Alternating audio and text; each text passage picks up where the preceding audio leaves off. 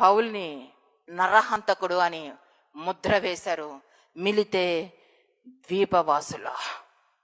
పౌలు వారితో ఏ డిస్కషన్ చేయడంలా, వారిని అలా కాదని చెప్పడానికి ప్రయత్నించడంలా, నన్ను తప్పుగా అర్థం చేసుకోవద్దని బ్రతిమిలాడడంలా.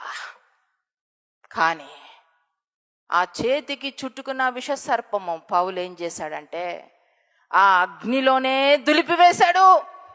ఆ అగ్నిలోనే దులిపివేసినప్పుడు వెంటనే అది అగ్నికి ఆహృతై చనిపోయింది ఆ విష జంతువు. మన జీవితంలో శ్రేష్టమైన పాఠం మనం నేర్చుకోవాలి. మనం నిందించబడుతుంటే మనల్ని ద్వేషించే వారిని, దూషించే వారిని అగ్నిలో ఆ నిందలు, ఆ అవమానాలు, ఆ నీచమైన మాటలు, చెడ్డ మాటలు కాల్చివేయాలా యేసునామంలో. దేవునికి మహిమ కలుగునుగాక.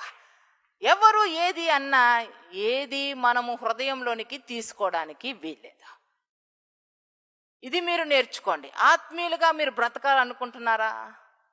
పరలోకానికి మీరు చేరాలనుకుంటున్నారా? యేసయ్యకు మీరు ప్రియబిడ్డలుగా ఉండాలనుకుంటున్నారా?